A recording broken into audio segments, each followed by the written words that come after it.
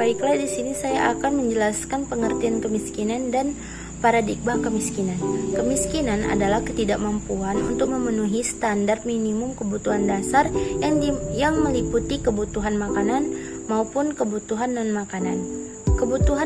Kemiskinan absolut merupakan jenis kemiskinan di mana orang-orang miskin mempunyai tingkat pendapatan di bawah garis kemiskinan. Kemudian kemiskinan relatif merupakan jenis kemiskinan yang terjadi karena pengaruh kebijakan pembangunan yang belum menjangkau seluruh masyarakat. Kemudian paradigma kemiskinan. Paradigma kemiskinan tidak lagi melihat orang miskin sebagai orang yang serba tidak memiliki, melainkan orang yang memiliki potensi yang dapat digunakan dalam mengatasi kemiskinannya. Paradigma baru menekankan pada apa yang dimiliki orang miskin ketimbang apa yang tidak dimiliki orang miskin. Potensi orang miskin tersebut bisa berbentuk aset personal dan sosial, serta berbagai strategi penanganan masalah yang telah dijalankan secara lokal. Di sini saya Nugrah Rahman Lubis. Di sini saya akan menjelaskan tentang pengukuran kemiskinan dan cara pengentasan kemiskinan.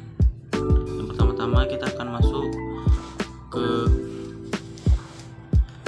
materi pertama, yaitu pengukuran kemiskinan. Kita perlu tahu apa itu ukuran kemiskinan. Kemiskinan itu memiliki banyak definisi dan sebagian besar mengaktifkan konsep kemiskinan dengan aspek ekonomi. Berbagai upaya untuk mendefinisikan kemiskinan dan sebenarnya menghasilkan suatu konsep pemikiran yang dapat disederhanakan. Baiklah, kita akan masuk di strategi pengentasan kemiskinan. Pemikiran mengenai kemiskinan berubah sejalan dengan berjalannya waktu, tetapi pada dasarnya berkaitan dengan ketidakmampuan untuk memenuhi kebutuhan dasar. Kemiskinan menunjukkan situasi serba kekurangan yang terjadi bukan karena kehendak oleh orang miskin tersebut, melainkan karena tidak bisa dihindari dengan kekuatan yang dimilikinya. Sekian dari saya, wabillahi taufiq wal hidayah. Wassalamualaikum warahmatullahi wabarakatuh. Saya akan menjelaskan konsep dasar distribusi pendapatan, di mana distribusi pendapatan merupakan salah satu permasalahan dalam ekonomi yang membuat para tokoh ekonomi tertarik untuk membahas hal tersebut, sehingga menimbulkan banyak perdebatan. Nah, di mana distribusi pendapatan ini ialah suatu cara di mana kekayaan nasional didistribusikan ke berbagai faktor produksi yang memberikan kontribusi terhadap negara dan prinsip-prinsip yang menentukan bagian dari tiap-tiap faktor tersebut. Nah, dapat kita pahami prinsip-prinsip distribusi yaitu sebagai berikut. Yang pertama, prinsip keadilan dan pemerataan. Yang kedua, prinsip persaudaraan dan kasih sayang, dan prinsip solidaritas sosial. Selanjutnya itu ada tujuan distribusi pendapatan dalam Islam. Ekonomi Islam datang dengan sistem distribusi yang merealisasikan beragam tujuan yang mencakup berbagai bidang kehidupan, di mana tujuan distribusi dalam ekonomi Islam ini dapat dikelompokkan kepada tujuan dakwah, tujuan pendidikan, tujuan sosial, dan tujuan ekonomi. Sekian, terima kasih. Pandemi COVID-19 menyebabkan perilaku aktivitas ekonomi pendapatan masyarakat menurun. Akibatnya lebih dari 29,12 juta lebih terdampak. Di antara mereka, 2,56 juta menganggur dan naik sebesar 7,07%. Di samping itu, apa yang dilakukan sama pemerintah kita untuk mengatasi solusi ini?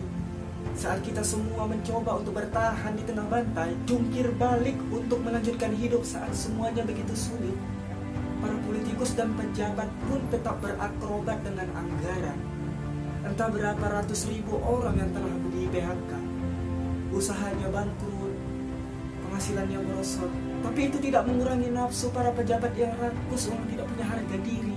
Dan yang lebih gilanya lagi, para pejabat Kementerian Sosial berikut dengan menterinya sekaligus marah menodong para vendor dengan uang cashback. Mereka meminta Rp10.000 dari setiap paket bantuan sosial, paket senilai Rp300.000 untuk meringankan beban hidup rakyat. tega-teganya dipotong untuk menikmati sendiri. Dan itu dilakukan oleh mereka yang disumpah untuk membantu rakyat agar bisa bernapas lebih mudah di tengah himpitan hidup. Inilah arti kebajatan sesungguhnya. Ampun ya Allah, inilah kenyataannya. Sudah begitu bangkrutnya moral mereka. Memang kita tidak begitu kaget, akan tetapi sangat wajar untuk kita marah. Sekarang siapa yang harus kita percayai untuk mengatasi kemiskinan di Indonesia ini? Terima kasih. Wassalamualaikum warahmatullahi wabarakatuh.